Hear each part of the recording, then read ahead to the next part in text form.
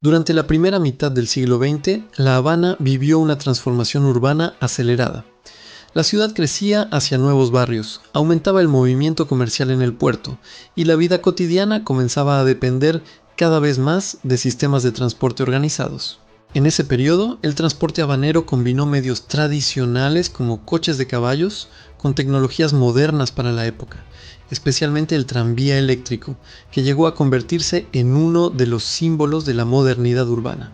Este episodio reconstruye, de forma documental y sin opinión, cómo funcionaba el transporte en La Habana entre 1900 y 1950, qué medios predominaban, cómo se organizaban las rutas y qué costos aproximados manejaba la población. A comienzos del siglo XX, La Habana seguía siendo una ciudad con movilidad limitada.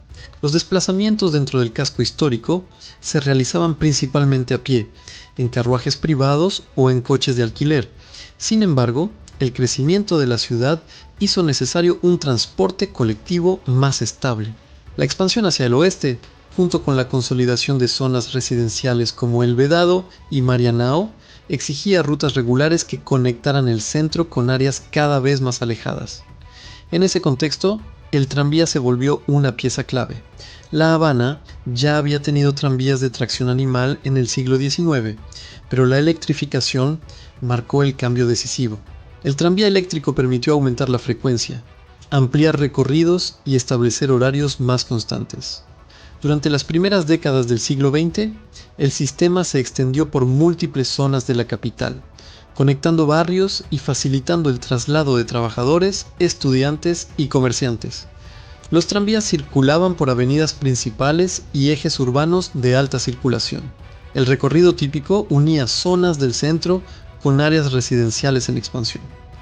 También existían rutas que enlazaban con centros de actividad comercial, estaciones y áreas cercanas al puerto. Para muchos ciudadanos, el tranvía era el modo más accesible y estable para moverse diariamente. En paralelo al tranvía, existía un sistema de transporte complementario basado en coches de alquiler, carruajes y, con el paso del tiempo, taxis y automóviles. Durante las primeras décadas del siglo XX, el automóvil fue ganando presencia, pero no reemplazó de inmediato al transporte público. Su uso era más común en sectores con mayor poder adquisitivo. En cambio, el tranvía mantuvo su papel esencial para el transporte colectivo urbano durante décadas. La infraestructura que sostenía este sistema incluía vías, postes, cableado eléctrico, estaciones y paradas. La presencia del tranvía marcó también la organización del espacio urbano. Algunas calles y avenidas quedaron definidas por la circulación de estas líneas, y su paso regular se volvió parte del sonido cotidiano de la ciudad. Ahora bien, más allá del funcionamiento, una pregunta central es el costo. Aunque las tarifas variaron con el tiempo, los registros de época muestran que el tranvía era considerado un transporte de precio relativamente bajo en relación con la vida urbana y los salarios de ciertos sectores. Se trataba de un sistema pensado para el uso diario, especialmente para desplazamientos rutinarios como ir al trabajo, al mercado o a zonas centrales. El precio del pasaje solía mantenerse como un monto pequeño, lo cual explica por qué el tranvía se convirtió en un medio tan extendido. Aún así, los costos del transporte también dependían del tramo, la frecuencia de uso y el poder adquisitivo de cada familia. Para muchos hogares, el transporte era parte fija del gasto mensual, especialmente para aquellos que vivían en barrios alejados del centro. A medida que avanzó la primera mitad del siglo XX, La Habana vio crecer otros medios.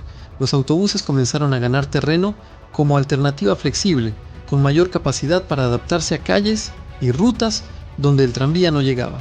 El autobús tenía la ventaja de no depender de rieles ni cableado eléctrico, lo que facilitaba la expansión rápida hacia zonas periféricas. La convivencia entre tranvías y autobuses fue común durante años. La ciudad llegó a operar como un sistema mixto. El tranvía mantenía rutas estructurales y el autobús cubría recorridos complementarios o áreas de expansión. Este modelo fue característico de muchas grandes ciudades en esa etapa. En cuanto a las rutas, el patrón general respondía a un esquema muy claro: conectar centros de empleo y comercio con zonas residenciales. El centro histórico, el área comercial y el entorno del puerto funcionaban como polos principales.